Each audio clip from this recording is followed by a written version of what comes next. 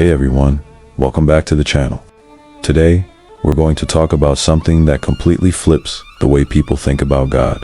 You always hear that God is good, loving, and just. But what if that's not true at all? What if we've been looking at it backward this whole time? See, when we talk about things like love, empathy, and compassion, we assume they're good.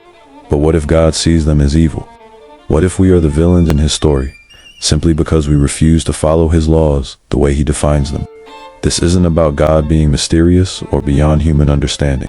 No, the Bible clearly tells us what God considers good genocide: slavery, execution of children, punishing the innocent for the sins of the guilty. These aren't mistakes or misunderstandings. These were his commands. So, in God's eyes, we are the ones who are evil not because we do bad things, but because we reject his morality in favor of our own. And that's why we all go to hell. Because burning isn't the punishment, it's the point. God does not see himself as evil. Let's start with something simple. Evil never sees itself as evil.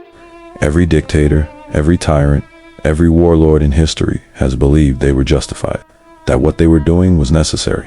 Why would God be any different? People assume God must be good because he is God. But that's circular reasoning. What if God's version of good is totally different from ours? The Bible doesn't portray God as kind or merciful. It portrays him as a being who commands genocide, 1 Samuel 15:3.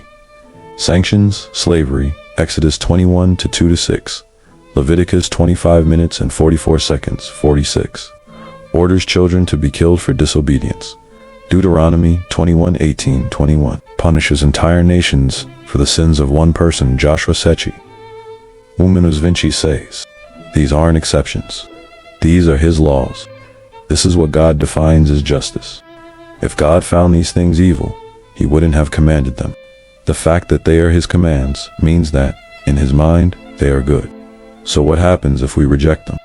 By defining morality differently, we are evil. Most of us today look at things like slavery, genocide, and executing children and say, that's wrong. But by doing that, we are rejecting God's definition of good. We say slavery is evil.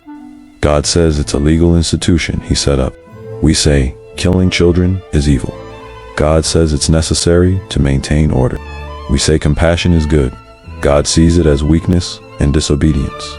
If these things weren't what God wanted, they wouldn't have been his laws.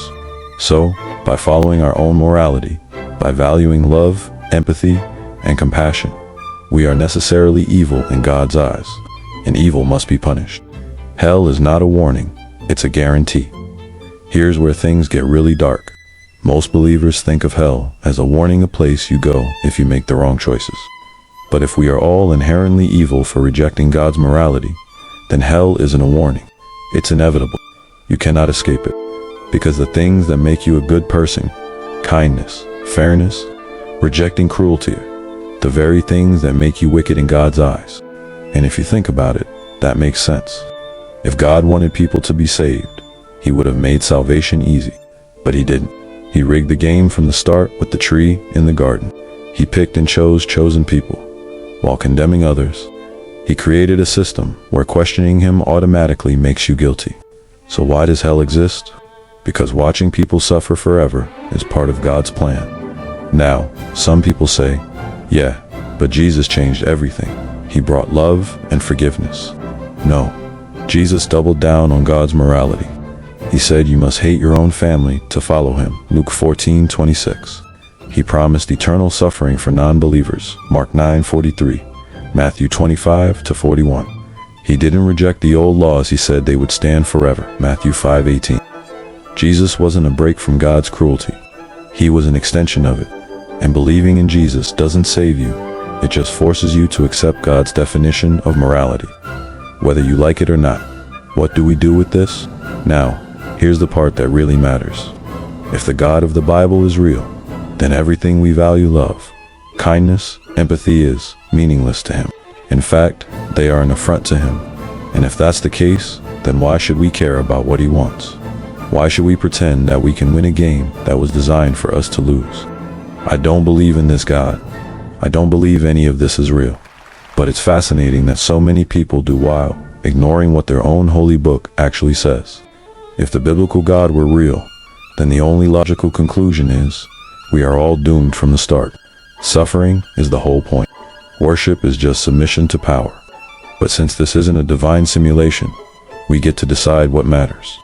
If love exists, it's because we create it. If morality matters, it's because we choose it. And if suffering exists, it's up to us to fight it, not because God tells us to, but because we actually care. So, the next time someone tells you God is good, just ask them, have you actually read the Bible? Thanks for watching. If you liked this, hit like, subscribe, and drop a comment below.